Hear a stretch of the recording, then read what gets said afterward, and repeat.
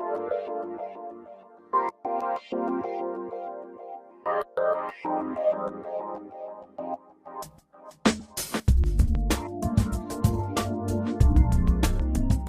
sont les compétences des entrepreneurs? Sont-ils aguerris à la stratégie, à la prise de risque, à la gestion, ou sont-ils très bons techniciens?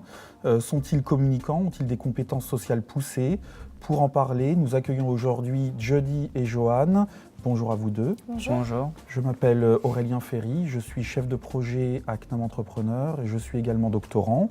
Bonjour Jody. Bonjour. Vous pouvez vous présenter? Oui, alors je m'appelle Jody. Au niveau de mon cursus, en fait, j'ai fait un CAP et un bac pro en alternance, donc dans le commerce. Ensuite, j'ai fait un BTS négociation relations clients au sein de l'entreprise Air Liquide, donc qui commercialise en fait des gaz industriels. De là, j'ai fait une licence gestion de la relation client option e-commerce, toujours dans les locaux d'Air Liquide. Puis j'ai enchaîné sur un master marketing au sein des achats de Renault. Très bien, Voilà. merci. Johan? Donc bonjour. Donc moi j'ai fait tout ce qui est BTS, licence en marketing et management. Maintenant je continue avec un master. Je suis en alternance d'une cave à vin, donc c'est les caves Gilles à Dombasle. Voilà. Très bien, merci à vous deux. Vous êtes tous les deux dans une logique de vouloir créer ou reprendre une entreprise plus tard? Pour ma part, oui, je souhaiterais ouvrir mon entreprise avec un site e-commerce en fait, sur de la personnalisation de vêtements pour femmes. Donc, ce qui laisserait la possibilité, par exemple, à une femme de pouvoir choisir son modèle de robe de A à Z, donc le patron, la couleur, les accessoires qui vont pouvoir embellir la robe, voilà. Et ça existe déjà, ce concept? Alors, ça existe sur tout ce qui est fantasy. Donc, par exemple, vous avez Shirtinator qui permet à des personnes de customiser leur t-shirt avec des motifs.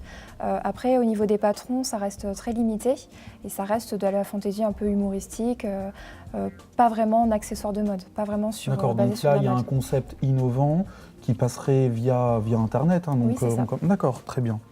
Et vous, Johan? Donc moi c'est plutôt une reprise, pas une création.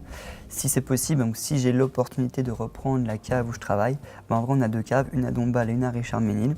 La personne en poste à Richard-Ménil, Une cave cave à vin. Cave à vin, Oui, d'accord. donc la personne qui est en charge à Richard-Ménil à l'heure actuelle est censée partir. Et donc voilà, moi si j'ai l'opportunité de reprendre cette cave et donc de la gérer, voilà, j'aimerais vraiment le faire. D'accord, très bien. Est-ce que dans votre entourage, vous avez également des personnes qui sont entrepreneurs, qui entreprennent, qui ont créé ou repris une entreprise? Oui, pour ma part, mon ami, mon fiancé, a ouvert son entreprise donc, en décembre 2014, une EURL, donc il est paysagiste. Et donc voilà, il s'est lancé, il commence à faire son portefeuille client et à se lancer dans le monde de l'entrepreneuriat. D'accord. Alors avec le recul que vous pouvez avoir, avec votre vision, selon vous, quelles sont les compétences des entrepreneurs?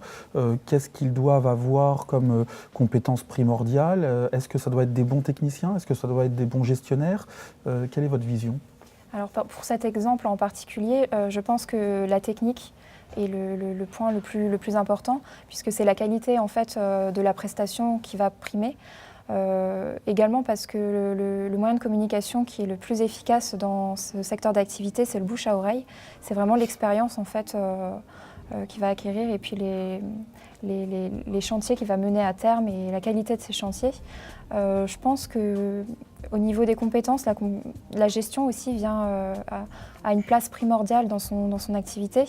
Le côté administratif, alors il faut savoir que le côté administratif prend 50% de son temps, ce qui démontre aussi l'importance de la communication, de la partie commerciale, de tout ce qui vient un peu s'imbriquer dans son activité. C'est également très important. D'accord. Donc, compétences sociales, avoir un réseau amical, familial.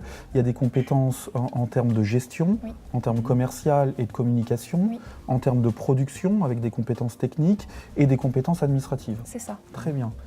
Johan, c'est quoi votre vision? Alors moi j'aimerais bien rajouter, donc le côté, c'est sûr qu'on a dit le côté commercial c'est important, le côté aussi savoir détecter l'opportunité, donc détecter la bonne idée pour pouvoir entreprendre et aussi savoir s'entourer des bonnes personnes parce que même si c'est une idée qu'au début on a une idée seule, il faut savoir s'entourer des bonnes personnes pour réussir à entreprendre correctement pour la suite de l'aventure.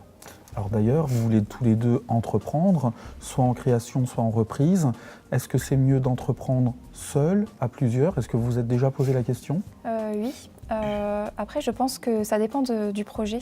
Ça dépend de l'envergure du projet. Par exemple, si je reprends l'exemple de mon ami, commencer seul, je pense que ça lui permet d'être un peu plus malléable, enfin de pouvoir s'adapter plus facilement aux demandes de ses clients pour le début, et ensuite de s'entourer d'une équipe en s'agrandissant en fait par la suite, si je prends son secteur d'activité. Donc créer seul au départ, Oui. et pourquoi pas s'entourer d'un collaborateur pour poursuivre l'évolution de l'entreprise. Voilà, c'est ça. D'accord, Après, je pense que tout dépend du domaine au final. Tout d'accord. dépend de Ça l'activité. dépend du qu'on- secteur d'activité. Exactement, je D'accord. pense. Ok. Alors, selon une étude de la PCE en 2012, selon les jeunes Français, donc les Français de moins de 30 ans, les compétences essentielles pour créer son entreprise sont l'autonomie et le savoir de décision pour 39%, travailler beaucoup pour 31% et savoir gérer le travail administratif pour 29%. Est-ce que vous connaissez les pratiques de crowdfunding? Oui, donc ce sont ce qu'on appelle le financement participatif. Je pense que c'est un très très bon moyen de financement pour les jeunes entreprises, les jeunes entrepreneurs, les startups. Je pense que c'est vraiment un outil à l'heure actuelle à utiliser. C'est assez facile, ça se fait facilement, c'est un système sur Internet, une sorte de cagnotte sur Internet. Je pense que c'est primordial à l'heure actuelle. Donc on présente son projet sur Internet, On le vend sur une même. plateforme, On on vend, vend, voilà. et après chaque internaute peut mettre un pécule, quelques Tout à euros fait. ou quelques dizaines d'euros pour faire vivre le projet. Exactement. Vous avez des exemples? Vous connaissez des gens Alors qui ont... moi j'ai des amis de lycée donc, qui ont créé leur service de livraison de restauration à domicile, donc ça s'appelle Fetch sur Nancy. Ils ont utilisé ce moyen qui leur ont permis, je ne sais pas combien, mais ils lui ont permis d'obtenir des fonds pour la suite. D'accord, donc même en termes de création d'entreprise, ça peut être un biais pour obtenir les fonds nécessaires pour se lancer. Tout à fait. D'accord, très bien. Comment actualiser ses compétences au fur et à mesure? À quel rythme? On voit bien que les entrepreneurs veulent apprendre, ont besoin d'apprendre continuellement, mais n'ont peut-être pas le temps nécessaire pour le faire. À votre avis, comment prendre les devants? Comment apprendre? Comment gérer ses compétences? Alors nous, on a l'avantage en fait d'être dans une génération où on peut bénéficier des informations qu'on trouve sur Internet. Il y a pas mal de formations qui sont faites pour pouvoir aider justement les entrepreneurs à actualiser leurs connaissances et pouvoir ajouter à leur palmarès des compétences. Je pense que la partie technique est aussi très, très importante, notamment dans les métiers de service. Mon ami est très souvent sur Internet pour tout simplement se renseigner sur les nouvelles plantes qui existent, qui sont développées, connaître un peu leur environnement. Il y a énormément de choses à apprendre et ça fait partie d'ailleurs de ces 50% d'administratif où il va peut-être consacrer 20% de son temps à s'informer sur la partie technique. Donc on est dans l'information, on est dans la veille, on va rechercher via Internet, via des magazines, via des livres, via son réseau personnel et amical. C'est là qu'on va s'auto-former, on est vraiment dans l'auto-formation constante et quotidienne. Selon vous, quelles sont les compétences des entrepreneurs du 21e siècle? Donc je pense que déjà toutes les compétences qu'on a citées sont essentielles. Ensuite, il faut s'adapter. Très rapidement, parce que le marché évolue très rapidement.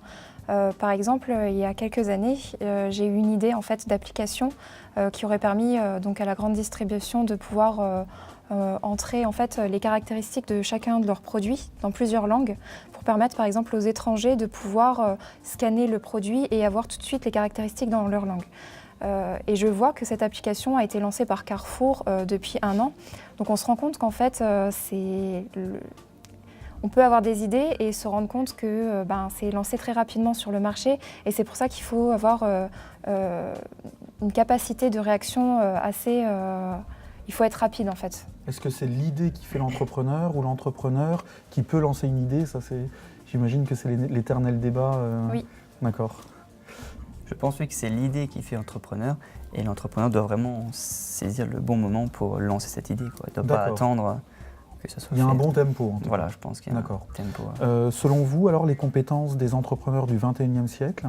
Oui, donc comme on l'a dit juste avant, ce serait plutôt donc, le côté commercial, ça on l'a dit, le côté saisir l'opportunité, mais également vraiment bien s'entourer donc, de personnes fiables et de confiance autour de soi, et vraiment voilà, utiliser maintenant les nouvelles technologies, c'est ça qui est vraiment important, que ce soit les réseaux sociaux ou des choses comme ça. Il y a plein d'outils gratuits à la disposition de tout le monde qui sont très très efficaces. D'accord. Donc, si je résume tout ce qu'on s'est dit, les entrepreneurs d'aujourd'hui et de demain doivent avoir des compétences commerciales et de communication, doivent avoir des compétences administratives, gestionnaires, des compétences techniques, et ils doivent maîtriser les compétences sociales qu'ils peuvent avoir autour d'eux, leur réseau amical, professionnel, sociétal presque, et également avoir des compétences dans le numérique, le crowdfunding ou d'autres types de plateformes qui peuvent exister. Eh bien, merci à tous les deux. Cette semaine, donc, on va parler de compétences dans les cours. Dans le SPOG, vous allez découvrir ces compétences sociales, ces compétences entrepreneuriales, ces compétences gestionnaires, et vous allez pouvoir creuser ça autour du livret personnel, où vous allez pouvoir analyser vos propres compétences dans un test psychométrique. Merci à vous deux. Merci. Merci. Bonne journée. Bonne À vous journée. aussi.